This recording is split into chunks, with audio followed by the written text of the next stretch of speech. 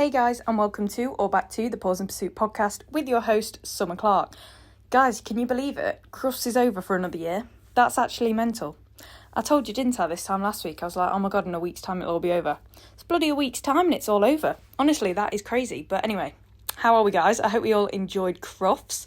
Whether you were competing or spectating, it is always a blast. This episode is going to be the March Q&A monthly Q&A session that I do here on the podcast, because usually I do this on the first Wednesday of each month, but I was an airhead as per and completely forgot that last week was actually the first week of March. I think with Crufts coming up, I just didn't enter my head. So we're doing it now, and I've been on Instagram, on stories, asked you guys for the questions that you would like me to answer this month, and I've got them lined up for you here, or at least a selection. Otherwise, I would be rambling all day, but I do try and get everything answered. Eventually, I'll put an extra Q&A story up on Thursday tomorrow for those of you who didn't get your question answered this month. But yeah, so this in this episode, I will be discussing, obviously, giving you my Crufts debrief.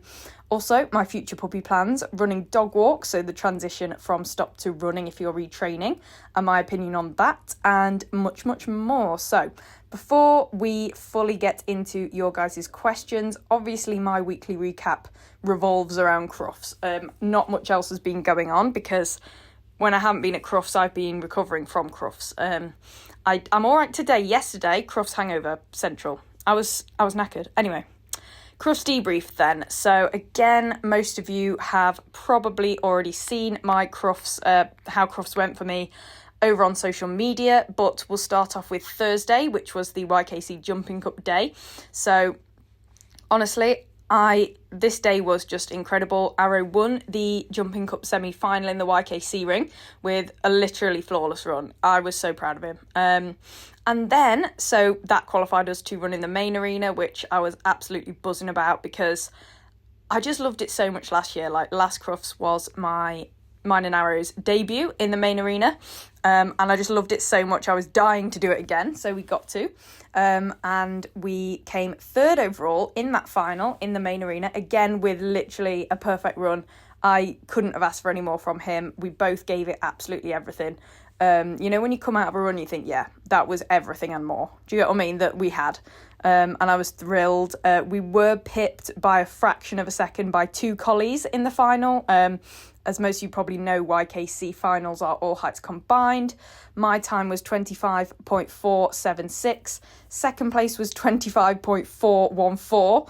And the winner was 25.045. So literally less than half a second off the win. And like, oh God, what would that be? 0.00, what would that be? 0.06 off second place, which was insane. But yeah, really thrilling final. Really, really chuffed with him. And it was just so much fun. And he also did a perfect start line weight in the main arena, which was amazing. You can see that when you watch the live stream. He's just stood there, bless him. So proud of him. His start line weight was pretty bad in the semi-final. I had to put him back about 3 times, I think, but he got there in the end. But, you know, it's Crufts, isn't it? I think he was just a little bit hyped up and a little bit overstimulated, bless him. But yeah, we won the semi-final by just under a second. Yeah, just under a second. So that was cool. So yeah, perfect day. Like I said, he was absolutely foot perfect that day, and we could not have given any more out there in the main arena. And yeah, that was Thursday. So happy times. Then. So then we had Saturday. Now, here's a nice little healthy dose of reality for you all. Saturday left me feeling very beaten down. I'm not going to lie. Basically, Arrow flew both his seesaws, both in the Agility Dog of the Year semi and ABC Agility. And I really struggled, right? I'm not going to lie to you guys. I'm not going to say, oh, you've just got to be positive. I struggled mentally. Like, it really got me for some reason. I was like full on Menti B mode after that for some reason. I did not deal with that brilliantly, to be honest. I tried, but it was just hard, and I don't really know why that bothered me so much. I think it's because I train arrow seesaw more than any other skill or piece of equipment. Okay? Like, I do it in the garden. It's the one thing I have out in the garden. I do it literally all the time because it's always been a bit of a weakness. And before I broke my foot last season, I thought we cracked it. Well, we had at the time. I was holding him on all of them in competition. He was stopping and then waiting to be released on pretty much all of them in competition. Before I broke my foot, this was back in September. Literally getting all of his seesaws, and he was past the flying. Like, yes, that's happened in the past, but he was totally past it. And then now he just flew them both. So in the Agility Dog of the Year, it was a turn off of the seesaw. We had the fastest time by 2 seconds in that run as well, which was gutting. But anyway, it was a turn, but I made sure to run forward with the same side as Arrow was on me, arm out. And he still flew it. And then, so in the ABC, I was like, right, if he does it again, he's going back on the bloody thing. But I also tried to say target way sooner, way sort of gruffer, so target, like that. And it still didn't work, so he went back on that. But those were the only two things he did wrong, all of Crufts. But yeah, it really bothered me because I just thought, we had it. Before I broke my foot, we literally had it. And I've kept training it over the past 5 months, but it's obviously the competition that does it. And I should have known that, really, because, it took enforcing criteria in the ring every single run, except the, major stuff, to get him to that point. And it finally paid off. And then, obviously, because we haven't competed in 5 months, haven't been able to do that. So he's just come back, had GB tryouts that, obviously, I haven't been able to enforce criteria in. And then this, which, again, I haven't been able to enforce criteria in, but I did in the ABC. And then we've got tryouts next weekend. So, having a 5-month hiatus from the sport, from competing, and Arrow, training's not the same for Arrow. It's not for most dogs, but I feel like especially for Arrow with all his mental battles, I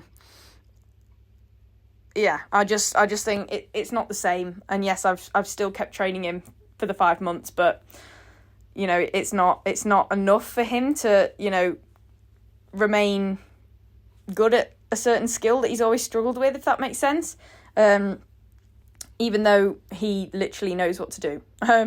So that was gutting, and yeah, I didn't deal with it great, but we've got and the worst thing is we've got GB tryouts again this coming weekend, and obviously we've had 6 months off. We've come back. We've had tryouts, Crufts tryouts, with no shows in between, none before.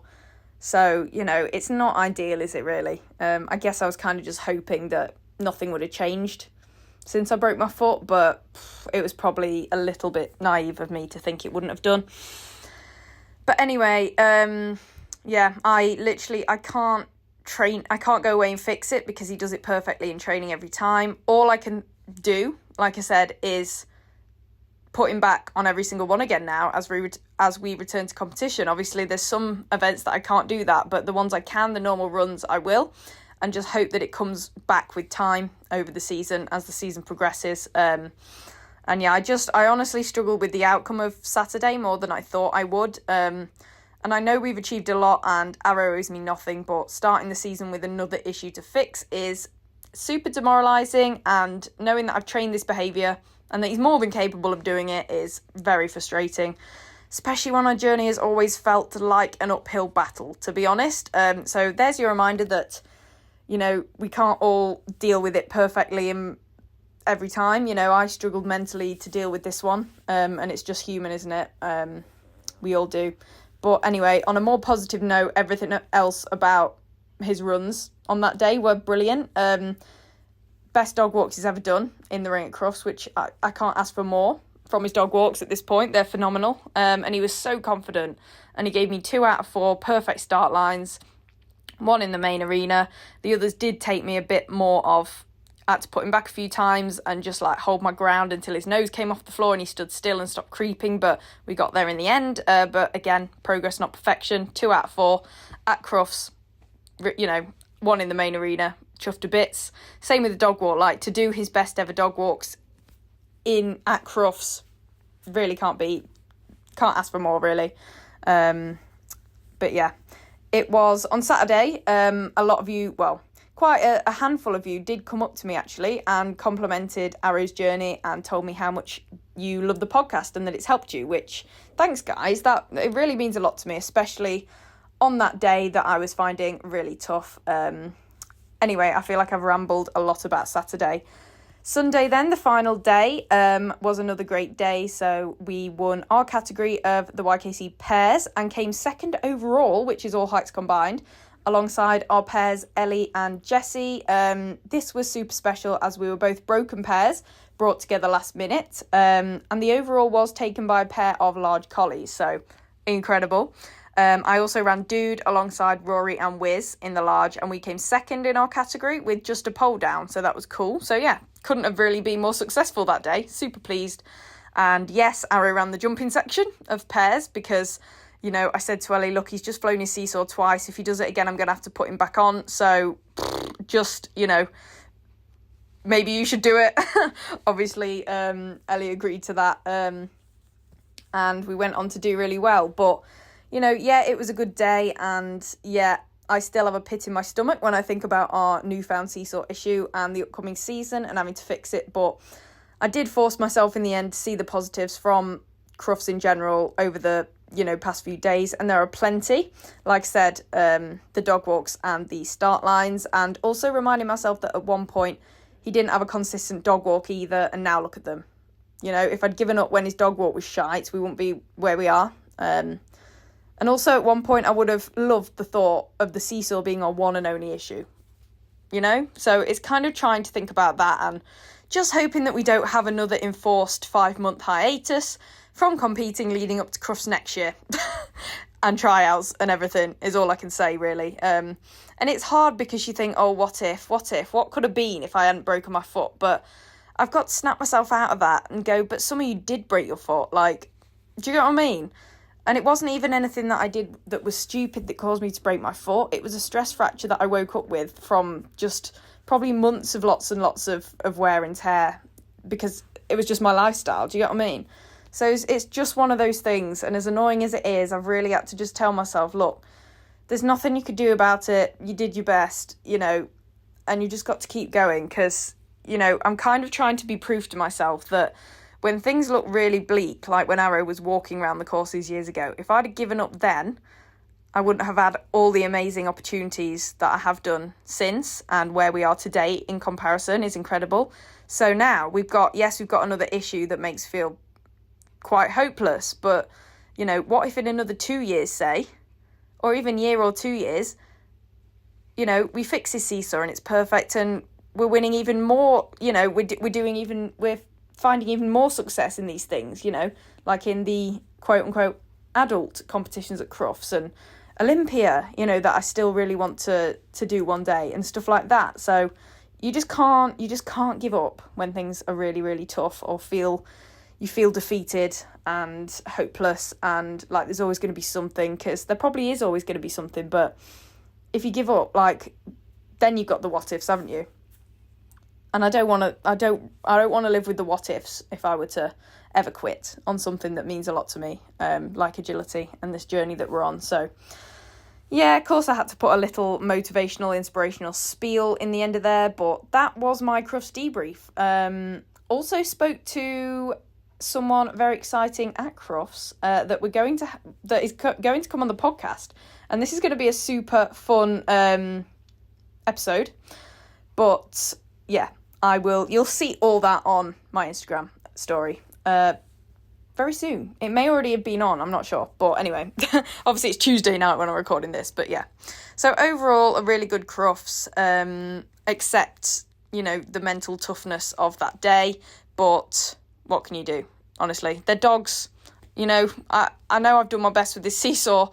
I've done my best with the 5 months that we haven't been able to compete by still training. There's nothing more we could have done or I could have done. So it's time to let it go, move on.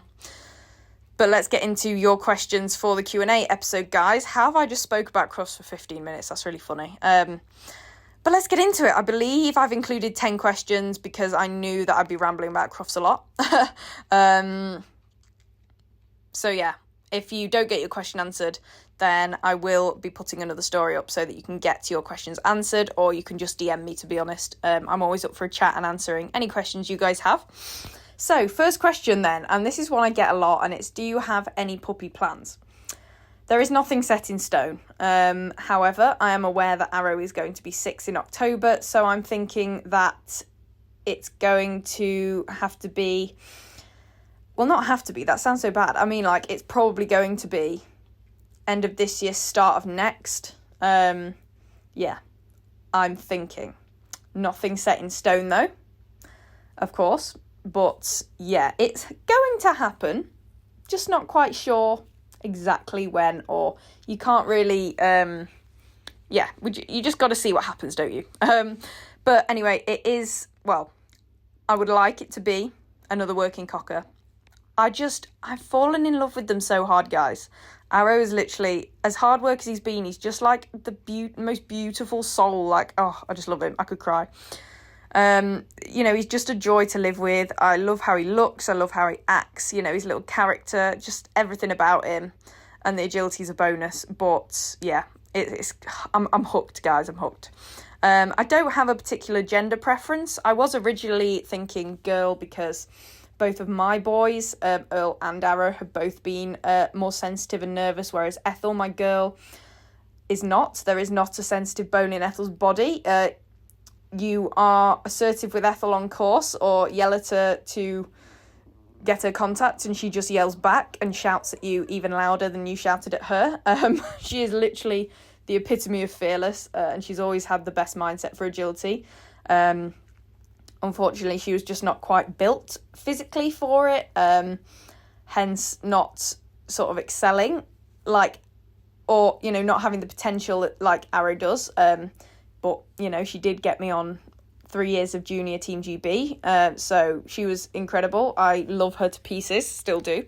She's loving the retired life now. But yeah, her mindset is brilliant, and I don't know if that's just me, if it's just a coincidence with my 3 dogs, or if it is more of a boy-girl thing. But so I was, originally thinking girl, but there are so many amazing boys out there. And like I said, I love Arrow to bits. And I have had people tell me that, no, I've got a boy and they're completely fine, no nerves at all. And then other people that say, I've got a girl and they're nervous. So I don't particularly have a gender preference, to be honest, at this point. So those are my kind of thoughts on future puppies, or future puppy, not getting 2 Gs. Next question. Do you have any regrets within agility? For example, training mistakes, shows you wish you did, etc.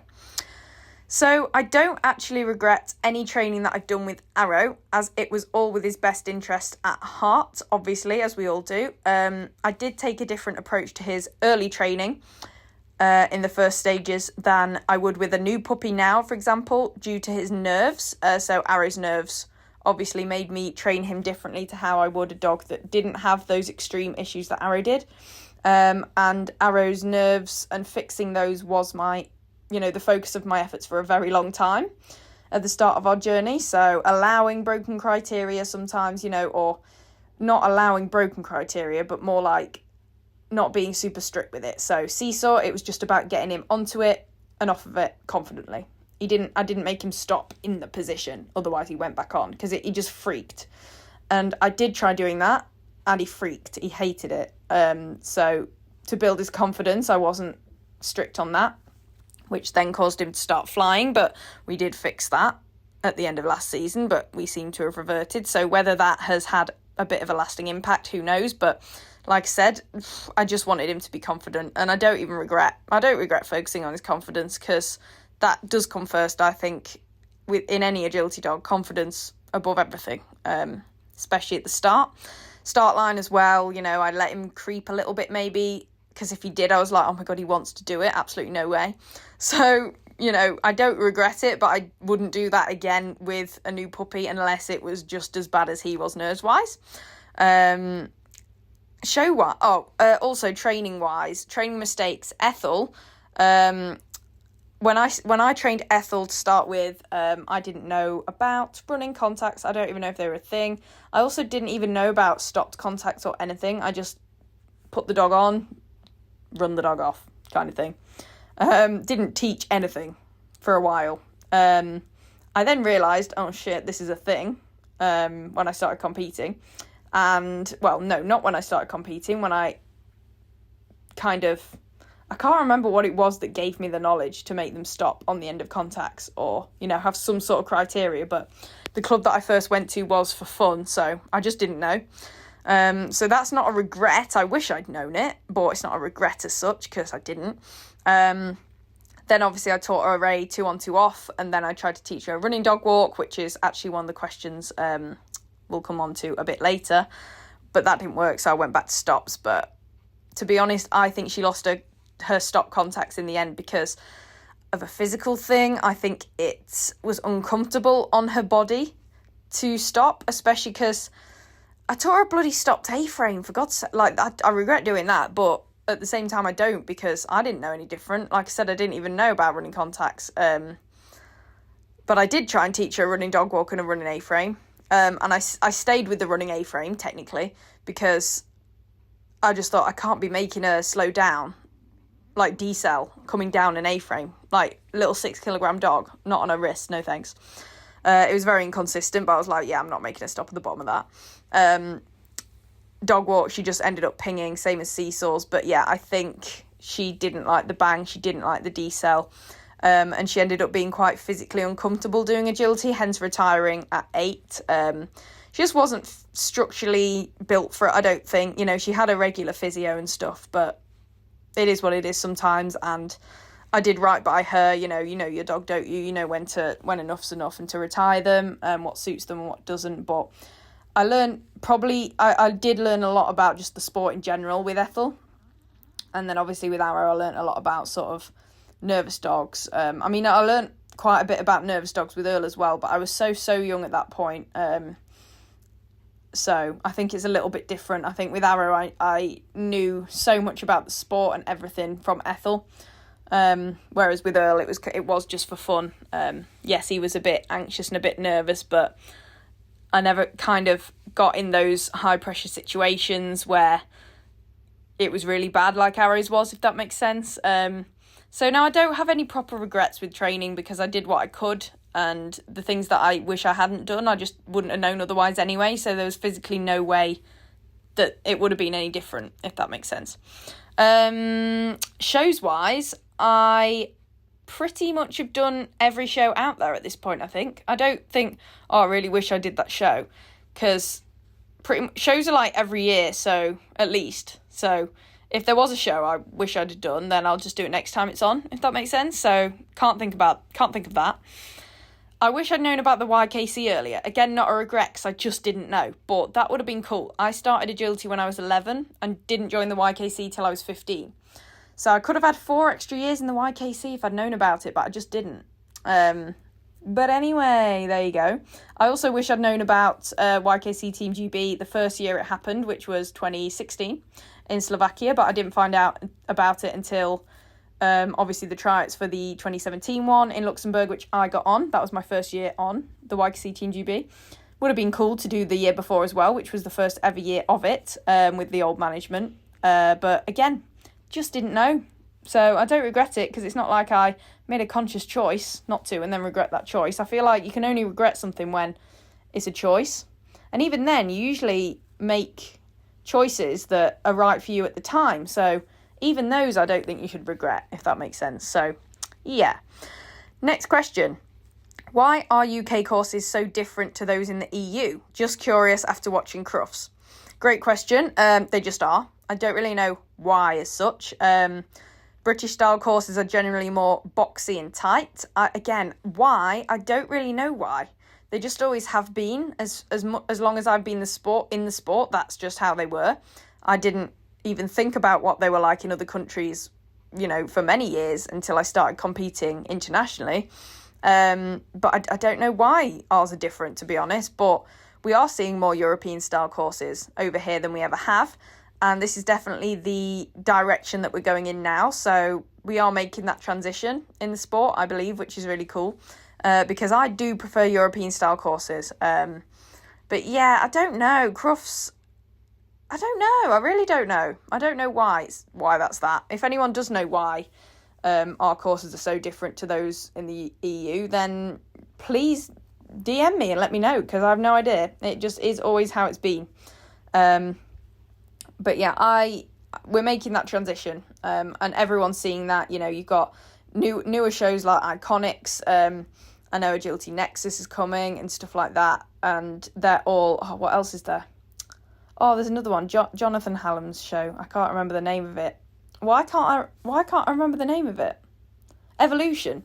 You know, you've got some of those shows that are coming, and they're focusing on being all about having European style courses, because pretty much the whole agility community in the UK wants more European style courses over here. So we are going in that direction, but I don't know why we are more boxy and tight, or started off that way, as opposed to Europe. I have no idea.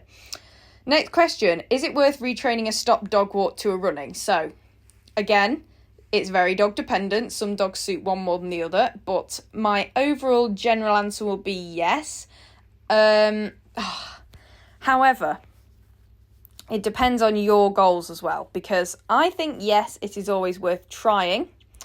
I retrained Ethel's, and it didn't work. She just didn't pick it up. Used the exact same method for Ethel that I have now also done with Arrow, and it's worked beautifully for Arrow, but Ethel just didn't understand it, and I think that is because it was from a retrain. Some dogs just don't understand more than one concept at a time. But even though it didn't work, I don't regret trying, because it gave me peace of mind that I at least tried, and it eliminated the what ifs. So, what if I'd taught her a running dog walk and it had worked and she'd be winning more and stuff like that? So I hate the thought of what ifs. So I think, yes, it's worth trying, and agility is only getting faster, which means realistically you need a running dog walk if you want to be competitive at a very high level. However, some people do have phenomenally fast stops, but look, you know, the times abroad and even at Crufts, it's just unbelievable, like milliseconds, nanoseconds. And the running dog walk makes or breaks that. So, you know, again, in an ideal world, having both is fantastic, because then when you've got a really awkward turn or angle off a dog walk, or really awkward, angle pretty much of where the course goes after the dog walk, then you can have a stop. I know most of I don't know about most, but a lot of the elite top handlers do have both. I wouldn't teach Arrow both, because I don't want to do anything that ruins his super confident running. I even tried teaching running turns, and that ruined his super confident running on a straight exit, so I didn't. So that even proves in itself every dog's different. But I think overall it's worth a try, but it's not guaranteed that it'll work. It depends on the dog. And also, if you have a really good solid stop and you don't care to compete at a high level and be competitive, then you can stick with your stop, if that makes sense. But yeah, to be really competitive at a high level, definitely worth trying. The next one's really fun. It's run us through a day in the life of a competitor at Crufts. It looks so daunting. How is it different to other shows? This is so fun. Okay, so I will take you through a day in the life of a competitor at Crufts. I actually have a Crufts vlog, mini Crufts vlog on TikTok. I say mini vlog because it's TikTok. But yeah, here is a general day competing at Crufts. So obviously, starting off by waking up at an ungodly hour. For me, it was 4 a.m, but I actually woke up at 3:15 on both of the days for some reason. I think it's because my mum's alarm went off in the other room, and I must have heard it, even though I don't normally. So, lol. Obviously then, get ready, drive there and park. So drive to the NEC, park, and then obviously walk to the building, which takes 10 minutes to walk from the car park to the actual building. Then once you get in, you have to walk through a hall or two to get to the YKC ring for me, or obviously the main arena if you're in the main arena. Then the first thing you do when you get there is set up at the benches. So you put your dog's crate up, get all your stuff loaded out the trolley. And walking from the car park to the venue involves hauling all your stuff. So we learnt the hard way to get a trolley a couple of years ago, because we did try to carry everything at one point and it was awful. So yeah, haul the trolley in, unpack it, set up at the benches, get your dog all chill at the benches. Benches are like little stalls if you haven't been, just little places to put your dog's crate in so they're nice and snug. Check-in. So at the YKC ring, you had to go and check in. It opened at 7:30, so I was always there for 7:30 because me and my mum are early birds. We hate rushing, so we get everywhere really early. And we also wanted a good bench and to beat the traffic. So check in for your classes that day. Then you wait for the course to be set up and you walk the course. You also get a course map to look at, which is really helpful. I like getting those anyway. Although sometimes if I look at it too much, I do overthink, which isn't good. But anyway, walk the course. Then you obviously wait until it's your time to compete. And then attend the presentation if you've obviously got something for it. And then there's a lot of waiting around in between. I'm not going to lie. Again, it very much depends on the day. But I find that there is a lot of waiting. I don't know whether it's just because anticipation is higher because it's Crufts or what. But anyway, that's what it feels like. And then if you make a final, for example, on Thursday when I made the Jumping Cup final, we walked all of our stuff. So we loaded our stuff back into the trolley and walked to the main arena and then set up there in the benches there backstage. And then once you've finished, same thing, you walk the course, you compete, presentations, etc. Then you walk all the way back to the car park with your stuff and leave. And that is a general day at Crufts. The waiting in between, obviously you can go do some shopping because there are abundant stalls at Crufts, as most of you probably know. But I don't do a lot of that until I've finished for the day because I don't want to tire Arrow out. I mean, he probably wouldn't tire anyway, but I don't even want to overstimulate his brain or anything. So yeah, mentally tire him out as much as physically, to be honest. But the difference is to a normal show. More walking to and from the van than at a normal show, obviously. It's a 10-minute walk from the car park to the venue and vice versa, and then also through the halls. More waiting around than at a normal show, in my opinion, as you generally have less runs, okay? So you could be going for 1 or 2 runs instead of 4 or 5. Unless you're just a legend and have somehow qualified for everything at Crufts. And even then, to be honest, I did qualify for everything at Crufts in the YKC, and I still only had 2 runs max per day. So yeah. The environment is obviously way busier and more overstimulating, even for me. Not just the dogs, than at a normal show, obviously. It's mentally tiring. However, it isn't as daunting after your first time, I promise. It feels a lot more normal after your first time. And then after a few years, it feels totally normal. So yeah, it's really not that daunting. And it's cool because you get to see all your friends that you maybe don't see very often. And yeah, it's just a fun time. But yes, it is very, very... I get how it's daunting for the first time. I was shiting my pants on my first year at Crufts in 2017. But anyway, do you do anything differently? Do you do anything differently when competing at Crufts with a nervous dog? So, to be honest, no, not really. I try to keep everything the same as at a normal competition. For example, your pre-run routine, post-run routine, stuff like that. And the more familiar it feels for your dog, the better. But those are the things I do, but I do that with a dog that's not nervous as well, if that makes sense. But I suppose if they're especially nervous, taking something to cover their crate up at in the benches. I don't, because I let Arrow see out. But if your dog, you know your dog, if your dog is nervous looking out, for example, or having people walk past, then, you may bring blankets to cover them over. You may, I was about to say you may pick a bench that's further away from the crowd, but they're all near the crowd. Or, where people walk past. But yeah, I wouldn't say I do anything differently.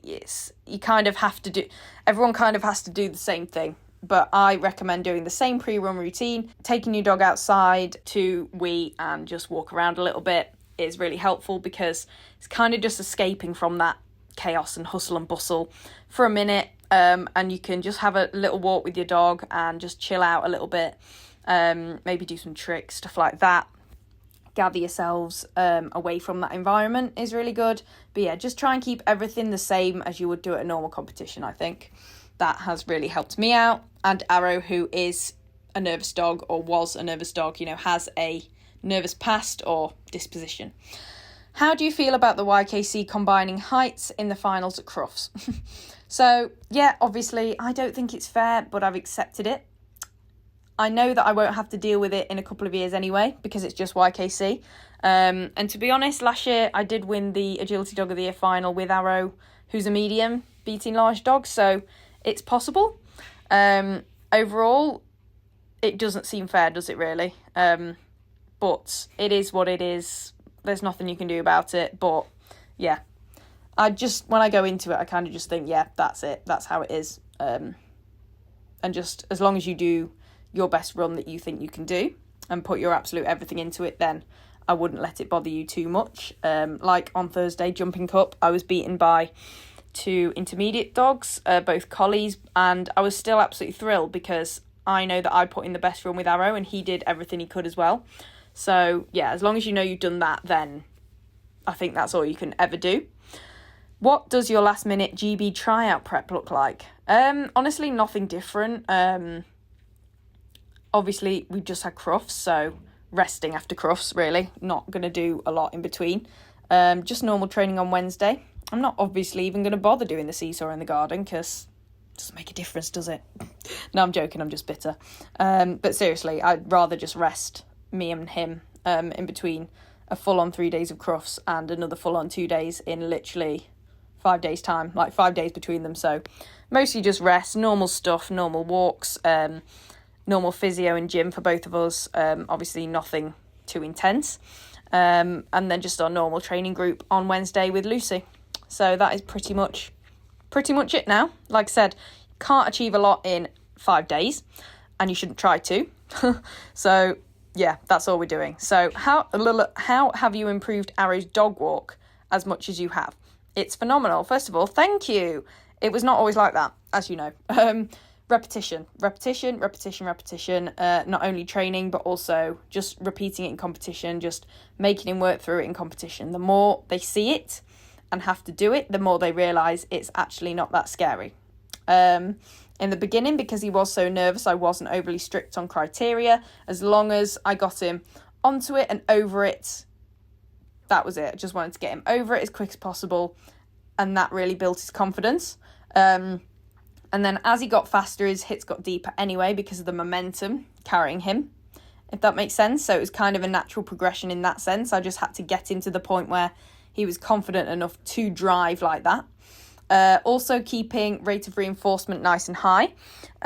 So lots of rewards, lots of jackpots. Wow, you've just gone over it with so much confidence. Like, wow, even if they don't go over it with confidence, wow, you've just gone over it. Like, the bar is on the floor. Like, just make sure they're associating it with loads of praise, loads of their favourite reward, whether that's a toy or treats or manners minder or whatever it is.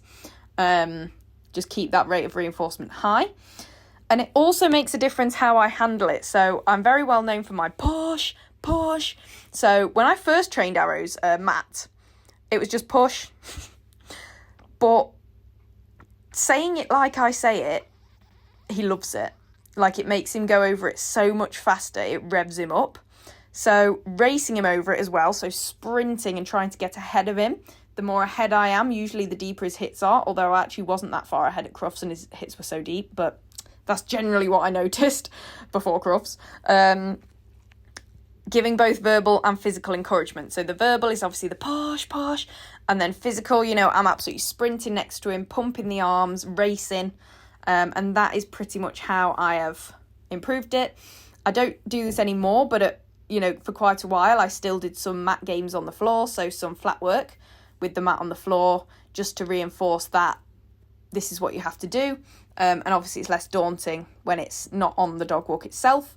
So again, it's that going back to basics that I'm always raving on about. That also really helps.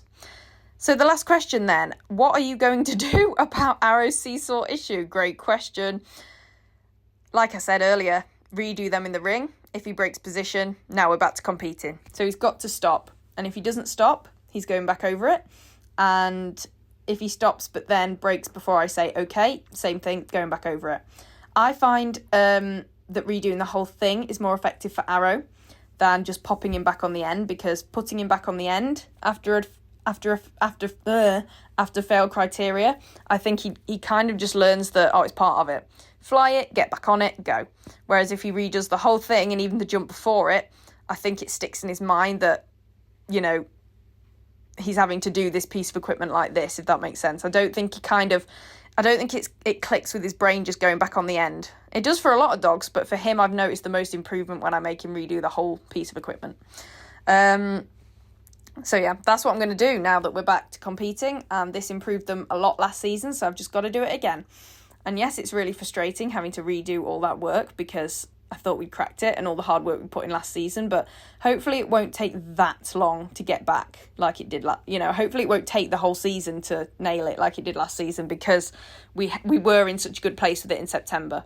So I'm hoping after a few shows, maybe a month or two of shows, we'll be back to having good seesaws. Fingers crossed for me, guys, please. But yeah, so that is all the questions, guys. Thank you for listening. I will let you know what I'm up to in the next week. I have a workshop I'm teaching on Thursday, which is exciting, and then obviously GB tryouts. But apart from that, that is pretty much it. So without further ado, you know the drill. Please do leave a rating or review on Spotify or Apple Podcasts if you enjoyed it. 5 stars would be very generous. Also, make sure you're following the podcast so you don't miss out on any future episodes every Wednesday at 8 p.m. And please do keep sending me in your podcast episode topic ideas, both solo and guests. Like I said, got a couple of really exciting guests lined up for you guys that you don't want to miss, but keep sending in your recommendations and requests for future episodes. I pretty much always do all of your requests. So you're guaranteed to get your idea made into an episode pretty much, unless it makes absolutely no sense and is not doable for whatever reason. But yeah, also follow me on all the social medias, at Pause in Pursuit, especially Instagram. That is where I post pretty much all of my life every day on the story. And that, I think, is that all I say? Yeah, also I offer one-to-one online coaching where I help you craft a personalised programme for your agility journey. And also, if you need help setting goals for this year or this season, and then achieving them and striving towards them, then I can help you with that as well. So if you're interested, please do complete the inquiry form that's in the description of this episode. It commits you to absolutely nothing, but we can have a chat and see if it's right for you, and absolutely no hard feelings if it isn't. That's pretty much it from me, guys. I will speak to you all next Wednesday, where I'll be giving you a GB Tryout Weekend 2 debrief. So #pray for Arrow Seesaws, and I will talk to you next week. Bye, guys.